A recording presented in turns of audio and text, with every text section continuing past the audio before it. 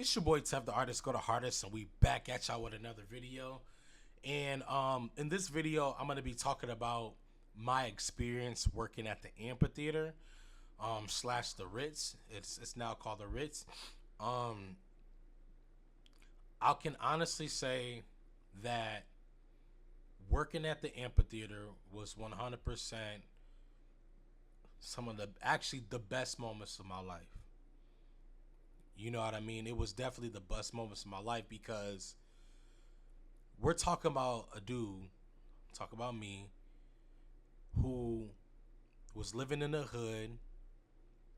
I was fucked up, broke as shit, you know, always fighting, always getting into some shit.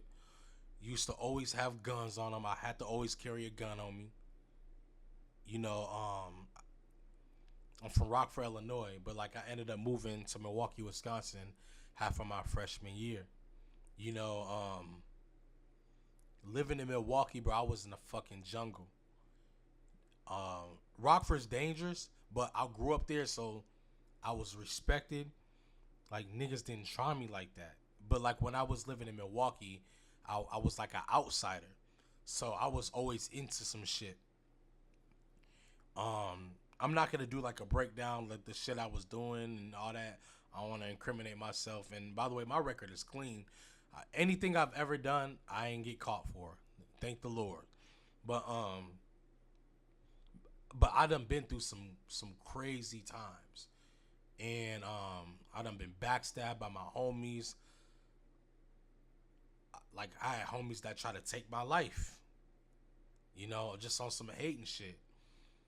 So when you experience some stuff like that, to, you know, MCing in front of over 15 or 1600 people every weekend,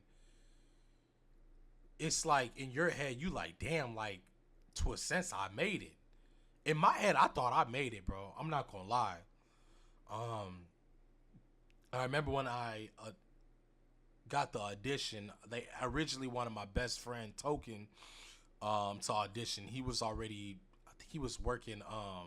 He was like a hostess or some shit at AMP at that point in time.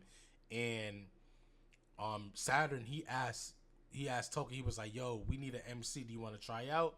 He was like, "Yeah." I remember watching it. So I'm like, "Bro, hell no, bro, ain't finna do this." Like he was scared to get on stage. He was looking all scared. And then he was like, "Man, I can't do this." And around that time, I was Facebook famous. I used to always get thousands of organic likes on every post that I had, like hundreds of comments and all that shit. And Token was like, "Yo, I know the perfect person who would be for this job." And Saturday was like, "Who?" He was like, "My boy Tev The Artist." They was like, "Okay, just have him come next week." So I come the next week. I was actually, I didn't even meet with Saturn. Saturn actually had another dude he wanted to try out. It was a dude with dreads or whatever, and I met up with Winter and the Nerd Rage, and they were just like, "So you're Tab?" Woo. I'm like, "Yeah, what's up? Like, I'm here for the audition." And it's like, bro, we automatically clicked. Me and Nerd Rage and Winter, we automatically clicked as soon as we met, first day. And they were just like, after the other dude did his thing, they was like, "Okay, you up next." I was not shy at all. You know what I'm saying? I was like, "Man, I'm made for this." And by the way, you guys, I've danced at, you know, Six Flags Great America growing up. I done did all types of shit like on stage. So that, like, I was meant for this. And plus I love the music, so like I knew the drops and the build up and all of that. Um, so I went on stage, I rocked that motherfucker, and it was busting. I was like, I remember Winter was like, "Yo, how you feeling?" I was like, "Bro, I feel good as hell." I was like, "I do." They was like, "Man, you did amazing." Woo woo. And then they had the other dude come on again, and then they had me go on again, rock that shit. And then they was just like, "Yo, I mean, all right, so I mean, we're not gonna give you like the 100% yet, but we're gonna have you come back next week. So I came back the next week, and they was like, I mean, you did okay, but you wasn't all that. I was like, bro, stop playing with me. So I guess I could have did a little bit better. And the next week after that, they had me come back, and then I ended up rocking it. And then that's when Nerd Rage and Winter was like, you know, we want you to be the MC. I was happy as hell, bro. I couldn't believe it. I'm like, oh, I can't believe this. I was so happy because like I was gonna be able to, you know, work with mainstream artists. Like as soon as that happened, like I was going to International Academy of Design Technology, IADT. It's from yeah, like I went to that college, and I ended up dropping out of college. I went for music theory, and because I felt like I didn't need it at that point. You know what I mean? I was just like, I got all the tools I need right here. And I feel like I made a smart decision. I was already pretty much in debt. I ended up paying my debt off. I paid my college off. I'm good. But, you know, I've worked with a lot of mainstream artists back in the day. I think, what was it? What was it? Caked Up, Figure. Bro, any name you could think of, I've got to be on stage with these niggas. You know what I'm saying? It was fun. So my experience at AMP was fucking incredible, man. Working with Nerd Rage was fun as hell. He was a pain in my ass sometimes though. He's a pain in everybody's ass sometimes. But that was still my brother, and we definitely got into it a couple times, and there was times where he like if he was in a bad mood, he'll put like the mic in the back of his pocket and won't let me MC for the night. I'm like, I used to get so mad. I used to be like, ooh. Yeah. But you know, it is what it is. You know, I still ended up getting paid at the end of the day. But my experience is great. But you know, I dealt with some other shit too. You know, not everything in you know there was perfect. I had a manager. Well, not my manager. Like there was a manager there. Her name was Tina, and that was like everybody's nightmare. I know she's probably gonna see this. She's like, "Oh, here we go." I used to think that she was racist. I guess she's not. Whatever. But back then, I used to think she was racist because she used to always pick on me all the time. Like it was just, I would just be so nice to her, and she would just be a complete bitch to me. I'm like, what the fuck is wrong with this lady? And I remember I used to talk with the staff. I'm like, yo, does she treat you like this too? Some staff was like, no. Some was like, yeah. But it was just like, it was always something. But what I will say, and I don't even know if she even knew this around that time. I don't know. But when I was younger, when I was working there, I was doing a lot of drugs. Like I was like always Molly. Yeah, I was on Molly, ecstasy. No, actually, I didn't start doing ecstasy until like 2016. I started working at AMP like I want to say like 2013. But like I was always on drugs. Like I didn't treat the place like a job. I treated it like I was a customer. You know what I mean? And I felt like they noticed that, and and it's like I felt it. I'm like, damn, why don't they like me? Why does management not like me like that?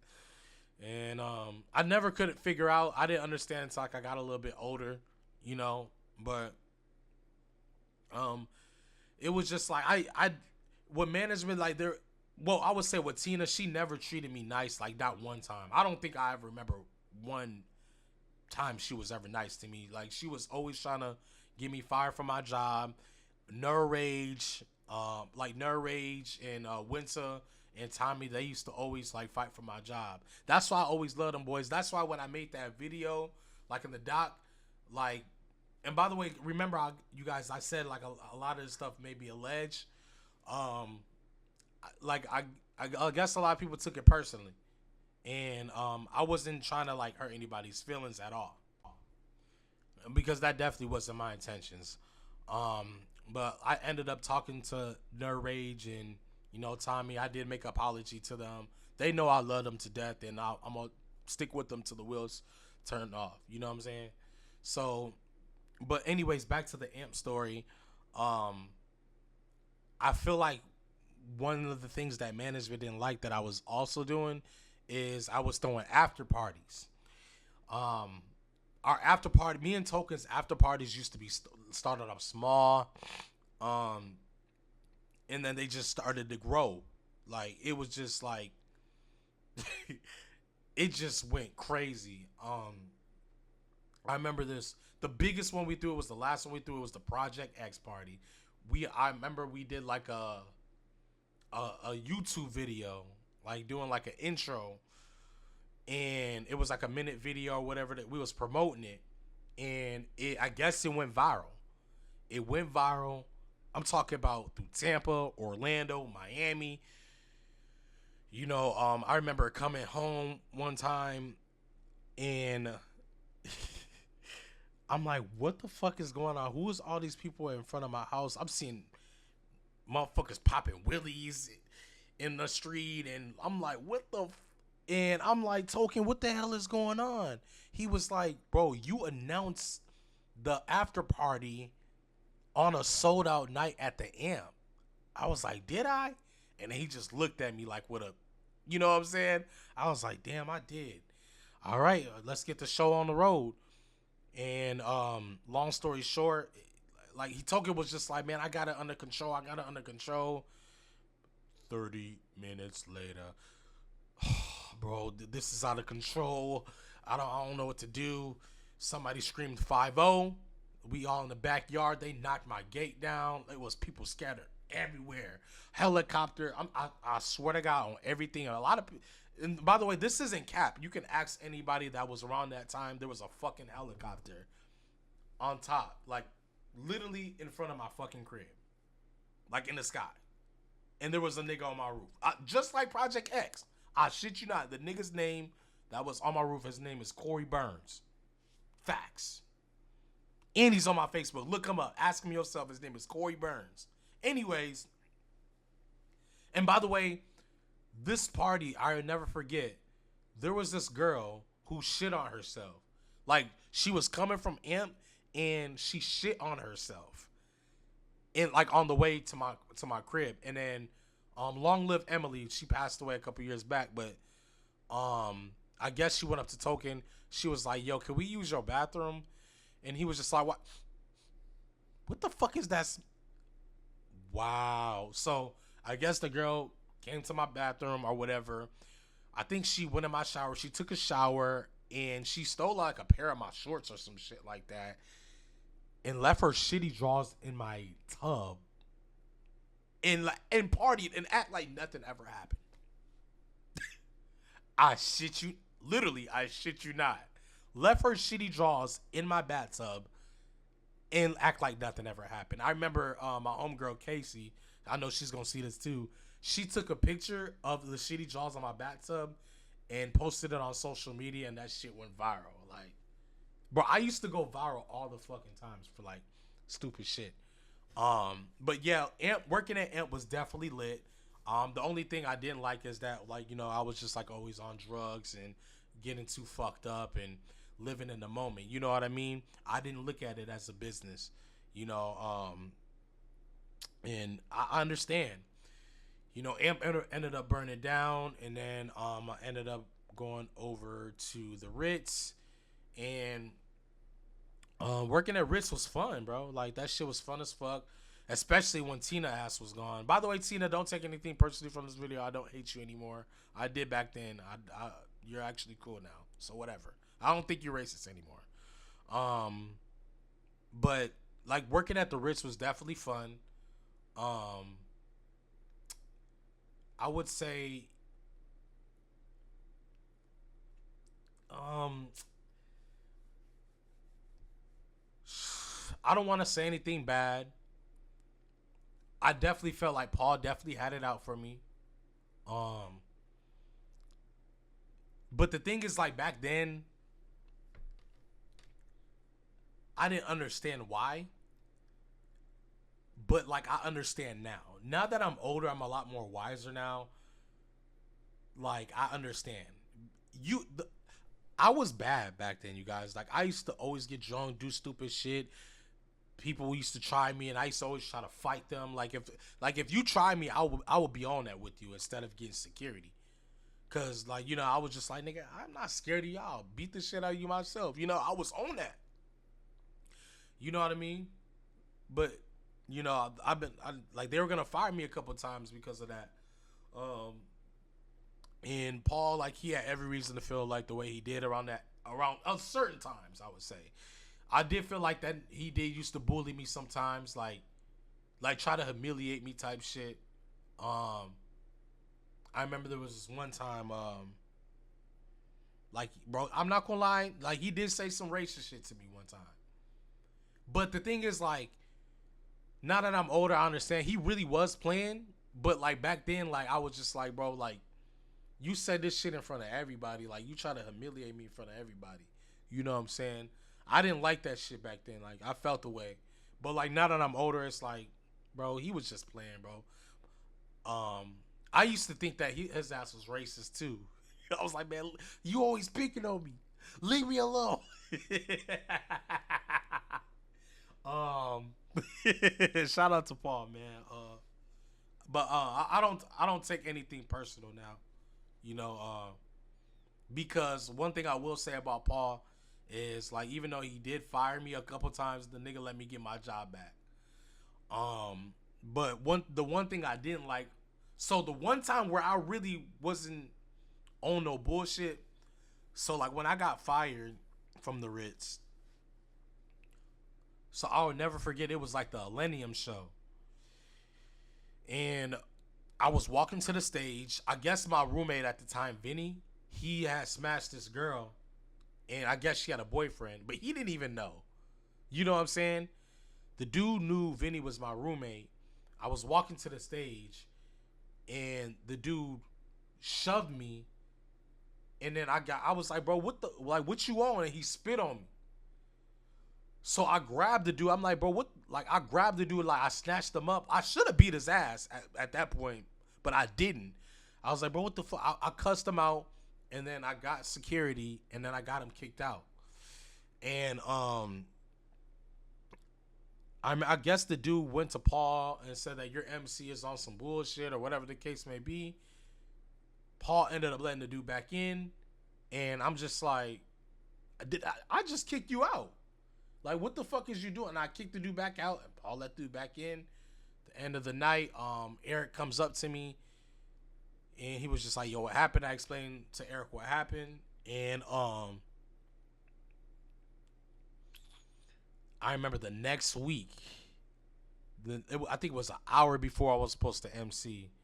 Like Paul, he messages me, like on Facebook. He was like, "Oh, by the way, we're not gonna need you anymore. We're gonna have."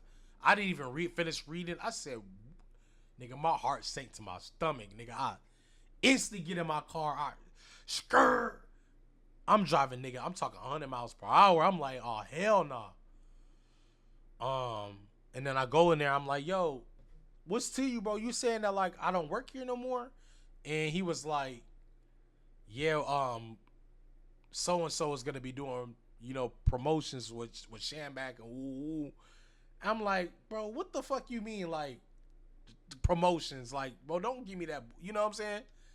And he was just like, bro, because he was just like, bro, you always keep getting into it with people, and we gave you so many chances. I'm like, bro, the dude spit on me. What am I supposed to do?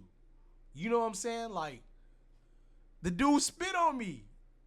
I should have beat dude ass, but I didn't. I got the dude kicked out. Granted, where I fucked up, I shouldn't have grabbed dude. That's where I fucked up. That's one thing I regret. I shouldn't have grabbed him. I shouldn't have fucking touched him. I hold myself accountable for that one. You know what I'm saying? And by the way, that dude called me the N-word too, with an ER to my face. So it was hard for me to, not react the way I did.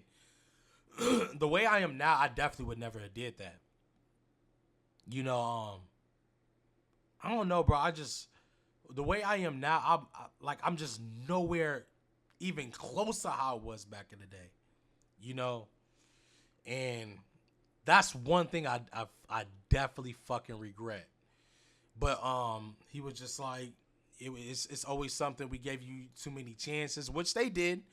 I definitely probably would have been fired more than anyone in that fucking building ever in the history of Amp and Ritz. Guarantee it. Back then I was a difficult person to deal with, bro.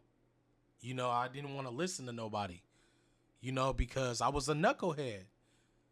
It's because of the shit that I done dealt with, back in the day. Like, nigga, it was war. It was tough. It was definitely tough. But like, losing that job, it was definitely that shit was heartbreaking like a motherfucker. But like, I stayed on my toes. I started working at Club Tier after that for a couple years in Orlando. I worked for Club Celine. Like, I was MCing there. Like, I was the first. I think Tier, they had an MC, and then I took his job, and then he ended up like not liking me or whatever, and then we ended up being cool. Cause like my intention is to never just like take somebody's job and say fuck you. I even still let dude grab the mic a couple times. I wasn't petty like that. You know what I'm saying? I show love. But anyway, worked there, Club Celine, and then after Club Celine, like I worked these places for years, by the way.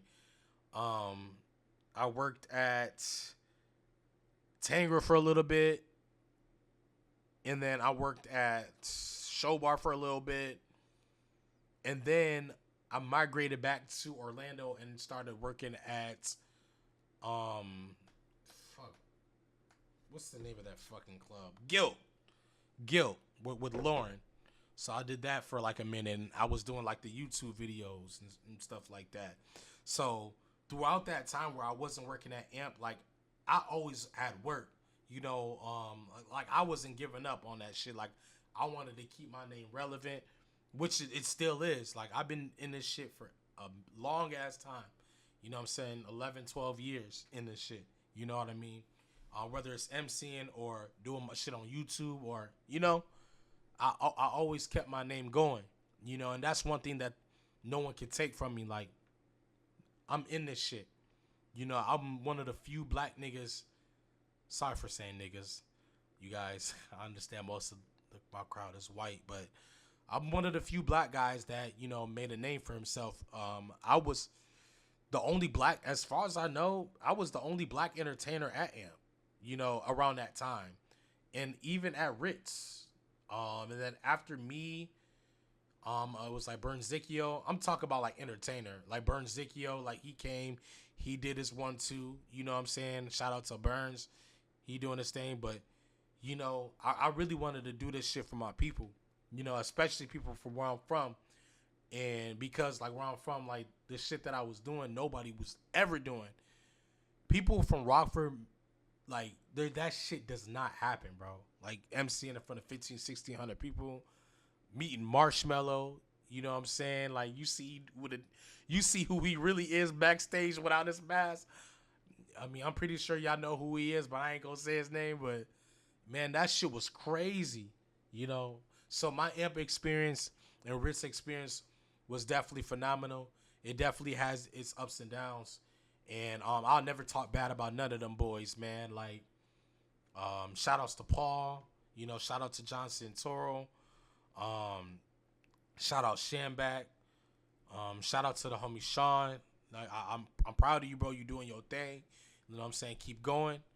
I'm shout outs to everybody, bro. I love all them people over there at the Amp and Ritz, bro. Anytime like I come there, them boys, I do not have to pay a ticket. Them boys let me skip the line. Them like they show me love, man. Shout out to Phil. Shout out to Liz. Shout out to everybody, bro. Vito, um, everybody, bro. Like, them people do show me love. And if there's anything that's bad said about me, it's not in front of my face, so I don't know about it. So, I'm gonna talk good, because as far as I know, they don't say nothing bad about me.